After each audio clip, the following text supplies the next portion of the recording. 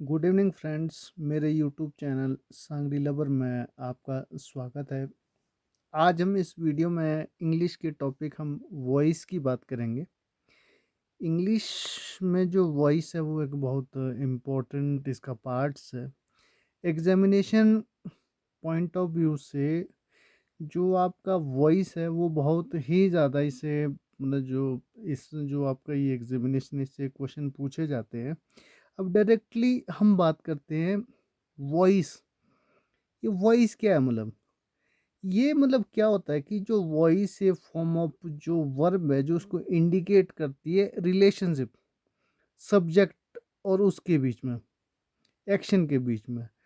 चाहे जो सब्जेक्ट क्या कहते हैं उसके चाहे जो परफॉर्म कर रहा हो या उसको रिसीव उसमें कर रहा हो। ठीक है। अब अब हम यहाँ पर वॉइस की बात करते हैं। वॉइस, ठीक है। अब यहाँ पर हमारे पास वॉइस है जो क्या ये बोलते हैं कि आपके पास ये जो वॉइस है कि ये क्या है, forms of verb that indicate, क्या इंडिकेट करता है? The relationship, the relationship between between ठीक है, सब्जेक्ट एंड एक्शन। ये क्या वर्ब, हिंदी में इसको वाच्य भी कहा जाता है। ठीक है। अब यहाँ पर अब ये बोलते हैं कि चाहे सब्जेक्ट इसमें परफॉर्म कर रहा हो या कोई भी इसमें रिसीव कुछ उसमें कर रहा हो। ठीक है। अब जैसे कि देखो ये वॉइस क्या है। चलो पहले आपको एग्जांपल बता देता हूँ फिर आपको इजी रहा कि आई लव हिम। ये क्या आपके पास, ये आपके पास एक्टिव वॉइस।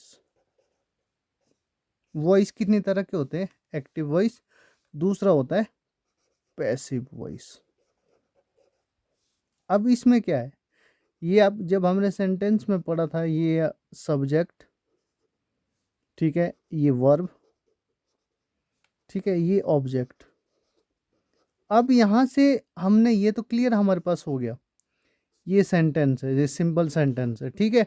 अब यहाँ पर हमारे पास बात आती है क्या कि अब ये कौन सा टेंस है। अगर हमारे पास अगर टेंस की पहचान नहीं है तो हम वॉइस हम कर ही नहीं सकते। ये हमारे लिए जो है करना मुश्किल है, नामुमकिन है। अगर आपके पास टेंस की पहचान नहीं है तो आप इसको बिल्कुल करेक्ट कर ही नहीं सकते हैं। अब यहाँ पर हमारे पास ये क्या है, ठीक है, ये हमारे पास अभी एक्टिव वॉइस है, इसको पैसिव वॉइस है। जब हम इसको पैसिव वॉइस की बात करेंगे तब हमें टेंस की पहचान होना ज़रूरी है। ठीक है। अब यहाँ पर ये क्या आपके पास, ये आपके पास प्रेजेंट इंडेफिनिट है। ठीक है। अब यहाँ पर आपके पास क्या है, इसको अब जब यहाँ पर क्या कहते हैं, जब आप इसको पैसिव वॉइस से क्या कहते हैं वो करोगे, ऑब्जेक्ट जो आपका सब्जेक्ट में चेंज हो जाएगा। ठीक है। ऑब्जेक्ट जो है, ऑब्जेक्ट जो है सब्जेक्ट में चेंज हो जाएगा। ठीक है। अब उसके बाद क्या है, उसके बाद हेल्पिंग वर्ब है। हेल्पिंग वर्ब है, इसमें क्या है, इज एम आर, जो हमने क्या कहते हैं वहां पढ़ा था कि कहाँ पर कैसे लगते हैं, टेंस में एज इट इज सेम है। ठीक है। उसके बाद थर्ड यहाँ पर अब वर्ब है। वर्ब की यहाँ पर हमारे पास थर्ड फॉर्म है। उसके बाद जो आपके पास इसमें बाई लगता है जरूर, और वर्ब की बाई लगने के बाद इसके बाद जो है ऑब्जेक्ट जो है, सॉरी सब्जेक्ट जो है ऑब्जेक्ट में चेंज होगा। ऑब्जेक्ट क्या होगा, सॉरी सब्जेक्ट क्या होगा, जो सब्जेक्ट है कि ये ऑब्जेक्ट में चेंज होगा, और जो आपके पास ये ऑब्जेक्ट है ये सब्जेक्ट में चेंज होगा। ये इसका बहुत इंपॉर्टेंट रूल है। ये रूल का आपका ध्यान रखना ज़रूरी है। अगर आप ये रूल नहीं आपके पास होता तो आपको कोई भी टेंस करना आपके लिए मुश्किल हो जाएगा। अगर आपके पास पहचान, आपको इसका इसका फॉर्मूला पता है कि इसका रूल क्या है, तो आपके लिए बहुत ईजी है। अब देखो यहाँ पर हिम का ही इज लव्ड बाय, ठीक है। अब यहाँ पर ये क्या है, आई, मी। अब यहाँ देखो कि मैं उससे प्यार करता हूं, ठीक है।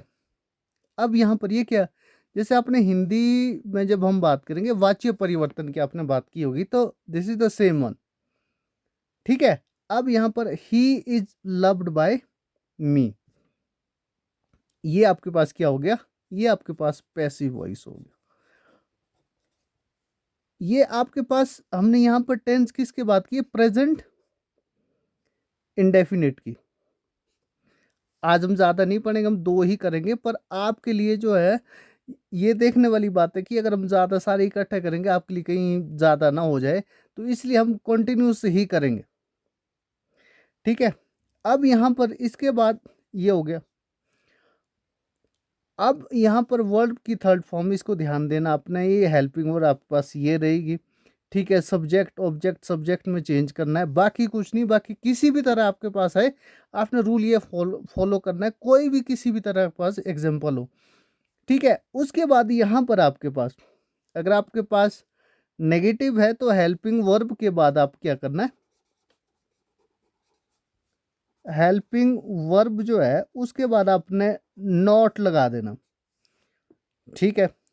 अब यहाँ पर हमारे पास ये जो आपके पास अगर इंटेरोगेटिव है, इंटेरोगेटिव में हेल्पिंग वर्ब को आप पहले ले आओ, बाकी एज इट इज जिस तरह हम क्या कहते हैं इंटेरोगेट करते थे, बाकी जो third form as it is वो सेम रहेगी। लास्ट में साइन ऑफ, जो एंड में साइन ऑफ इंटेरोगेशन, अगर आप पास साइन ऑफ इंटेरोगेशन नहीं है तो ये इंटेरोगेटिव है ही नहीं, जो हमने पीछे सेंटेंस की फॉर्मेशन में पढ़ा था कि कैसे बनता है, और उसमें जो है ये आपके पास यहाँ पर जो आपने हेल्पिंग वर्ब इसको पहले ले आना है।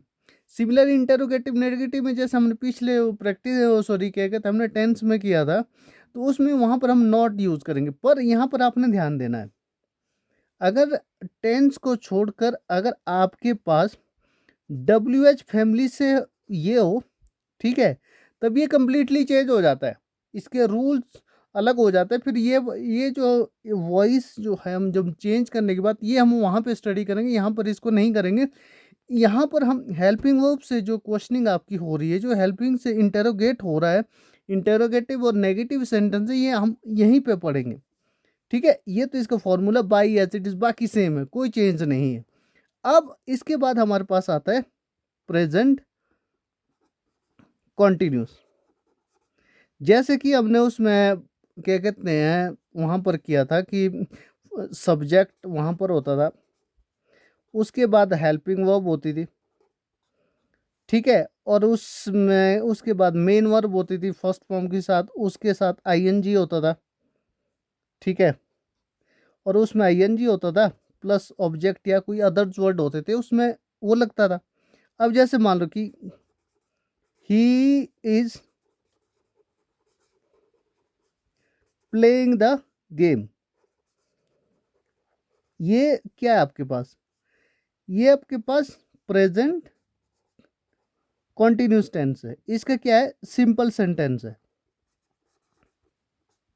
अब इसको जब हम, ये आपके पास एक्टिव वॉइस है, जब इसको हम पैसिव बनाएंगे, सब्जेक्ट ध्यान देना अपने ऑब्जेक्ट को, सब्जेक्ट यहाँ पर आएगा, ऑब्जेक्ट जो आपके पास द गेम, ठीक है। अब यहाँ पर क्या हेल्पिंग वर्ब यहाँ पर लगेगा, ठीक है। हेल्पिंग वर्ब क्या रहेगा, एज इट इज सेम रहेगा, इज। जो आपके पास यहाँ पर कॉन्टिन्यूस है, यहाँ पर ये बीइंग, ध्यान देना अपने इस रूल को ध्यान देना है, ठीक है। अभी मैं रूल भी बताऊंगा अलग से। Being the game is being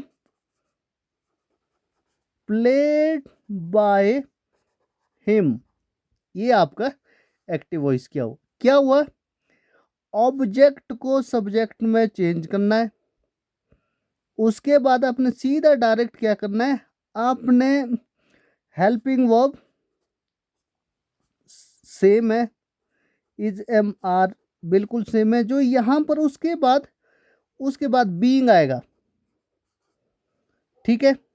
उसके बाद जो है वर्ब की थर्ड फॉर्म, उसके बाद आपके पास बाई लगेगा, और उसके बाद जो आपके पास ऑब्जेक्ट सब्जेक्ट आपके पास था उसको वो ऑब्जेक्ट में चेंज होगा। Is it clear? बाकी नेगेटिव में नॉट का use as it is same होगा, इज नॉट बीइंग, ठीक है। या इसको पहले ले आके आपने इंटेरोगेट करके, इंटेरोगेटिव नेगेटिव में जो है वो एज इट इज वैसा ही, कोई चेंज नहीं है। आज हम वॉइस में इतना ही पढ़ेंगे, अगले पार्ट्स में हम इससे आगे की बात करेंगे कि वॉइस कैसे चेंज होता है, पर इसके रूल्स आप थोड़े से ध्यान दें, ठीक है। इससे बाहर आपने कोई भी एक्स्ट्रा वो नहीं करना है। जो आपके पास प्रैक्टिस सेट है, जो ये रूल्स इसके अकॉर्डिंग चलेंगे, ये ऑब्जेक्ट और ये किस तरह से चेंज होता है, इस पे आपने ध्यान देना है। नेक्स्ट वीडियो में हम फिर अगले टॉपिक इसके ही जो आगे के वॉइसेस है उसके बारे में हम कंप्लीटली बात करेंगे। इसके बाद जैसे हमारे पास बच गया सारे, मतलब कोई भी हम नहीं छोड़ेंगे, पर यहाँ पर आपके समझने के लिए ये ज़रूरी है। पर ये थोड़ा सा आप ध्यान दें कि जब आप टेंस कर रहे हैं, सॉरी, जब आप वॉइस कर रहे हैं, आपको टेंस का नॉलेज होना बहुत ज़रूरी है, और टेंस के साथ आपका सेंटेंस का होना ज़रूरी है, ठीक है। आज की वीडियो में बस इतना ही, अगले वीडियो में फिर मिलेंगे, और तब तक आप इसका रिवाइज करें, और टेंस जो आपने पीछे उसका भी रिवीजन कीजिए, और सेंटेंस है उसका भी रिवाइज कीजिए। अगले वीडियो में फिर हम अगले टॉपिक पे ही आएंगे, टेंस का जो इसके बाद परफेक्ट है, उसके बाद हम वहाँ पे बात करेंगे, ठीक है। आज की वीडियो के लिए इतना ही, बाकी बाय।